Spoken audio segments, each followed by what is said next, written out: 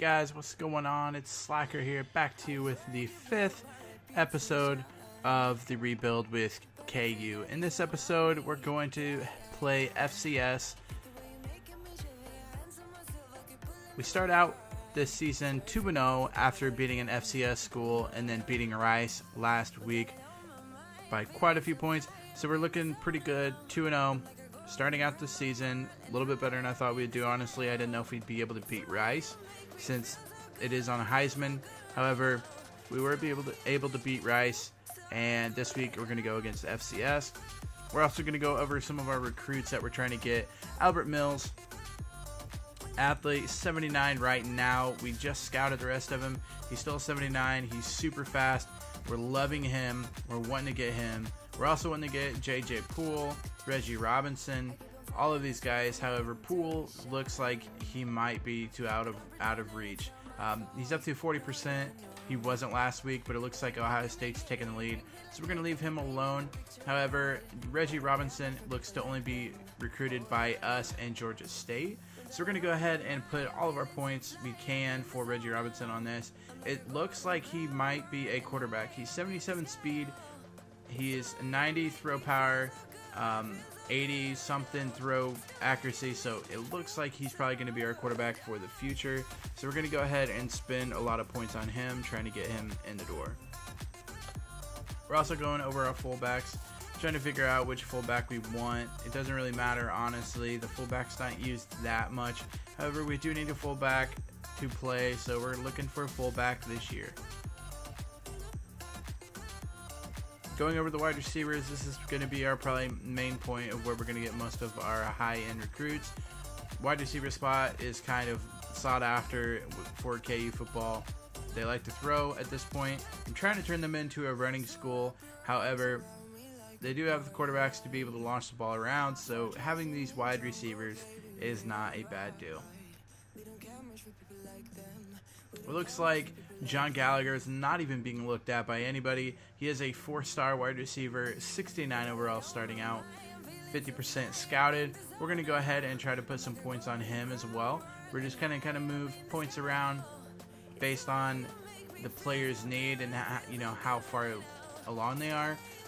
Brad Chase is a 78 overall. He's also a 4-star, so we're looking at getting him as well. We're also needing a guard and a center, so we're going to try to grab Sean Harrison here, and then we're also going to try to grab a center, Marlon Gillette, I think is his name. We're going to try to grab him. He's 97 locked on us, so I think we can honestly grab him this week. He's almost 100% on us, so I'm actually going to take away some of the points and use them for my other recruits, because we're running away with this guy. He's about 1,600 away from the next people available, so we're going to take away some of his points because he's pretty much a lock for us, and we're going to use his points somewhere else to try to get some more recruits. Another spot I wanted to take a look at and figure out is the linebacker spot. Robert Richardson is going to be our number 1 target. David Hurd probably our number 2, and Lee Townsend our number 3 target. We're also going to put some points on Josh Bowling because he is +6 right there overall, so he's kind of from a 54 to a 60 so far.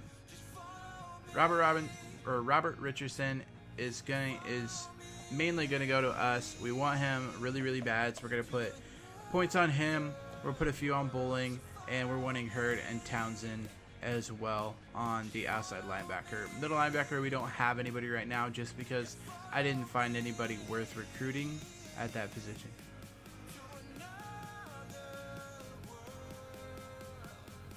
Corners are looking kind of scarce right now.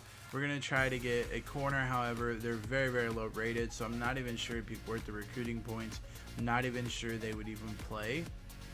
Might be able to redshirt, like if he's a 65, we might be able to redshirt him his freshman year, and his sophomore year he might come in at like a 71 if we're lucky. So something like that we could make them work. However, if they're below 60, it's going to be definitely difficult to get them playing time to have them actually make a difference on the field. We love Brian Miller. We're going to go after him hard. He is a JUCO transfer, so he does have several years under his belt. That's why he is a 1-star but a 66 overall right now. Kicker, we're looking for Lawrence Brown. Probably going to get him. We're going to put a few points on him. We put a few points on him last week and went up against Tulsa. So we're gaining points on him against Tulsa. So we're going to keep the points where they're at now. Going through the athletes, this is where, as I said in the last video, where you're going to kind of try to grab people. As you can see, not many people are actually recruiting these guys. So you can really come in here and pick up some pretty high-end athletes that are going to be your quarterbacks, your running backs, your wide receivers. Some even are defensive backs. Some are linemen. Stuff like that. You're going to go ahead and go through the athletes and look for those positions. And then you're going to try to add people that aren't being recruited by anybody else and try to get, ahead while you can. That way, in week 8 or week 9, you're so far ahead. It's basically a lock. And we have not scouted this athlete. These are the athletes we have not offered scholarships to. Kind of be careful of how you offer scholarships. I try to offer a bunch at the beginning. However, sometimes in the middle of the season, I run out of scholarships, and I have 52 overall guy on a scholarship, and a 80 overall guy isn't able to sign with our team. Hi everybody, Reese Davis with you, bringing you the EA Sports NCAA Football 14 pregame show presented by Nissan. Innovation that excites. In Lawrence, Kansas, these fans hoping to wave the celebratory wheat and chant a little rock, chalk, Jayhawk as Kansas gets set for a huge showdown at home. Thanks for checking out the pregame show. NCAA college football action coming up next with Brad and Kirk on the call. David and I will see you at halftime.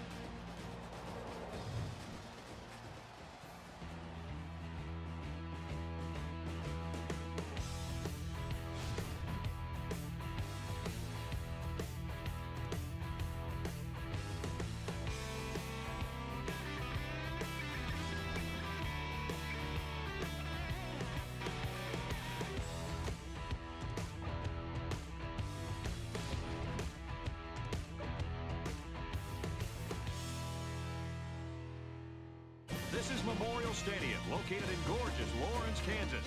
Before we head down to the field for the coin toss, we'd like to remind you this game is brought to you by Coke Zero. Real Coke taste, 0 calories. Enjoy everything. Starting out this season 2-0, we're home this week against FCS West. Honestly, after playing Rice, I think we're pretty much set.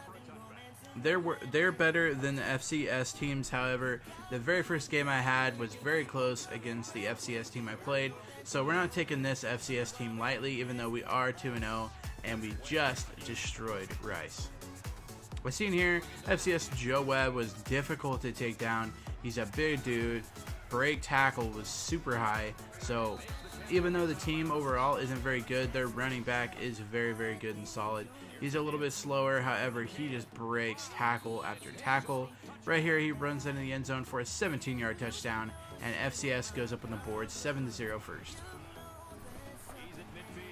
Sims is going to take the carry on that. He's going to get a first down. 3rd and 3, looking for a first down here. Pass over the middle, through the hands, and intercepted by FCS West. That is our first pick of the game. Keeps basically right through the hands of the receiver and into the defensive lap. We are going to make up for it here and get a sack on first down. So we're 2nd and 18, which is going to make it difficult for FCS to get anywhere. 3rd and 18, looking, almost gets the first down on that. They get a 14-yard pass over the middle. Not going to be enough, so they're going to go ahead and punt it to us. Pass over the middle of Pearson. This time he is caught, not intercepted. Runs for 34-yard reception, and we are at field goal range already. Trying to run a little bit of hurry up here, trying to get them a little bit off guard, keep their defensive tired. Sims going to get about 10, 11 yards here rushing. So Sims is still having big games. 3rd and goal. Sims is going to get the fake. The pitch is going to be out to Harwell. He's not going to get in the end zone. He will get 2 yards, and it's going to be 4th and goal from the 2-yard line. we decided to go ahead and kick it. Not going to take a chance. We'd rather have the points now than try and miss and not get anything out of that drive. FCS goes ahead and passes it, gets the first down. Huge pickup for FCS. On third down, it looks like they're trying to set up the screen. Sniffed out by the KU defense. Going to be a tackle for a loss. 4th and 11 up, and they are going to be forced to punt. Next time we have the ball, 3rd and 3, pass over the middle to Pearson. He's going to catch it and get the first down. Just under 5 minutes left. Heaps back to pass, looking, not finding anybody. Passes it to Mundine. Luckily, he catches it for the first down. We really needed the first down there to keep the drive going. 2nd and 7, pass over the middle to Pearson. Gets down to about the 1-yard line. Almost a touchdown for Pearson. Handoff to Brandon Bourbon, one of our halfbacks. I think he's 3rd or 4th string on our roster, but he gets into the end zone here for his first touchdown of the season. After a missed tackle here, Oliver Williamson able to get 18 yards on that pass. 3rd and 6, FCS back, looking, and the quarterback's going to scramble, going to break a tackle and get the first down. He was hurt on the play, but does come in a little bit later. 3rd and 5, going to sack him. He's not going to get away this time. No rushing yards for you. FCS going to be forced to kick it. They're deciding to go for the field goal here. This is going to be a super long field goal. We're looking at about 55 yards, 56 yards here. Kick is up and squeaks it in the left side of the field goal. Absolutely squeaks it in. Back to pass on 2nd and 10. We throw a pick 6 here, and FCS scores back-to-back touchdowns, and they go up 17-10 with 35 seconds left in the second quarter. Looking for a big return by Pearson. We need something big here to try to get in field goal range to get some points on the board before half. Pearson going to break a tackle, going to get thrown down about the 45-yard line.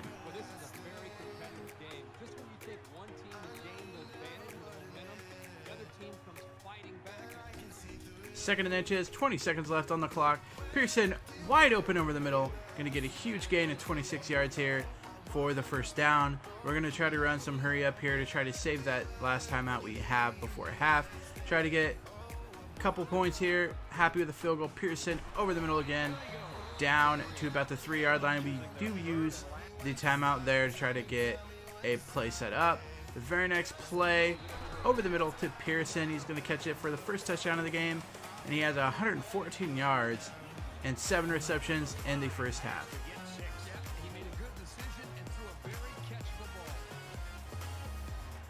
With that touchdown before half, we were able to tie it up 17-17 going into the third quarter.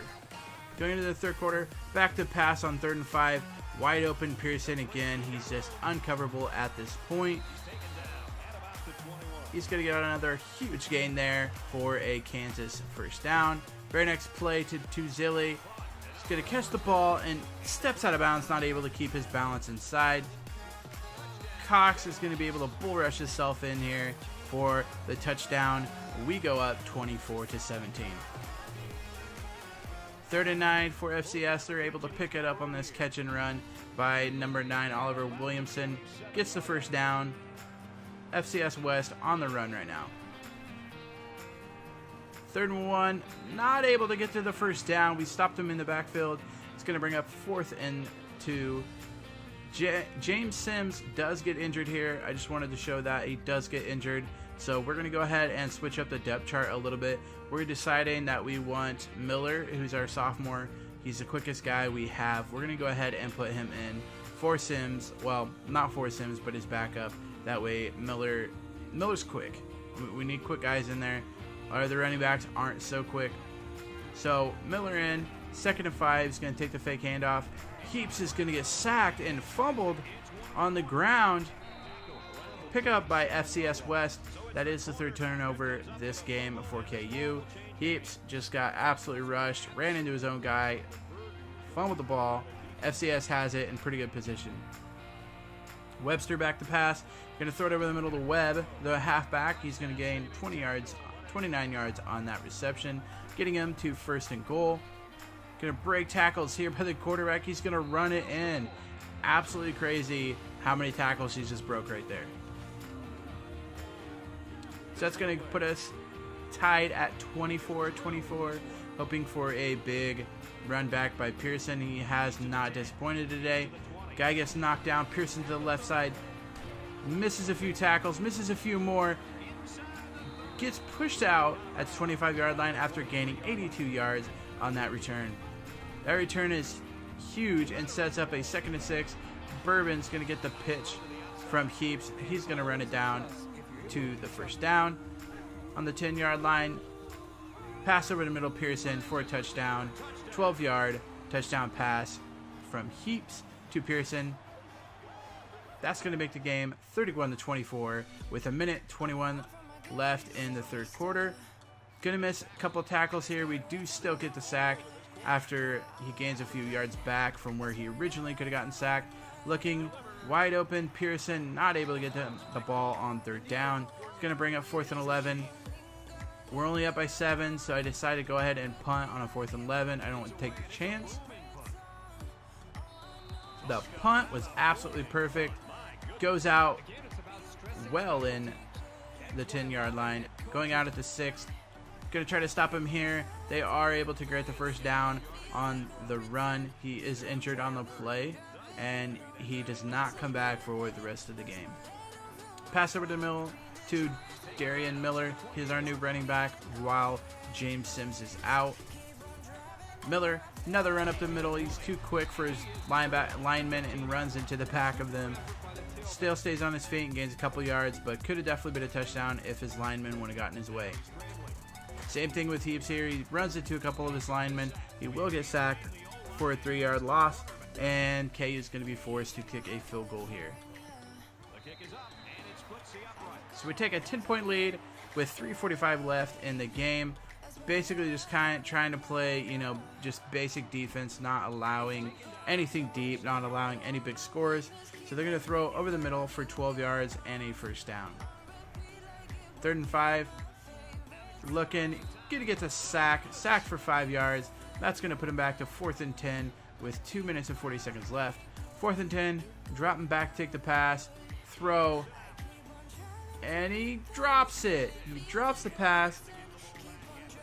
Definitely just saved the game there with that knockout by number 7.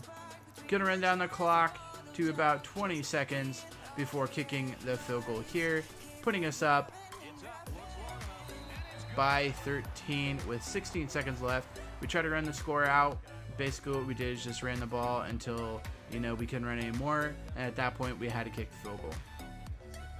So we start out 3-0. Perfect in my book so far. Definitely beat the teams we should have beat with the FCS team, with Rice, and this week with another FCS team. Heaps finished today with 227 yards, 2 touchdowns, 2 interceptions.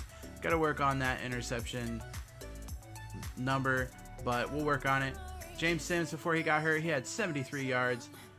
Pearson with 2 touchdown passes for 161 yards and 9 receptions. Heaney was leading tackler for today's game. We did win by 13. We had 21 first downs, 163 rushing yards, and 227 passing yards. The only thing we need to work on is those turnovers. So if you guys like this video, please give it a big thumbs up. I really am enjoying making these and playing these. It's a lot of fun to try to rebuild a team that you love, basically from the ground up. They're not very good. They're in the Big 12, which is a hard conference, and that is who we're going to be playing next. We're going to go in the Big 12, play 3-0, exactly how we should. Might be a little bit harder than the games we've played prior. So if you like this video, please give it a thumbs up. Also feel free to hit that red subscribe button so that you don't miss any of the future videos coming out for the KU rebuild. Until next time, Slacker out.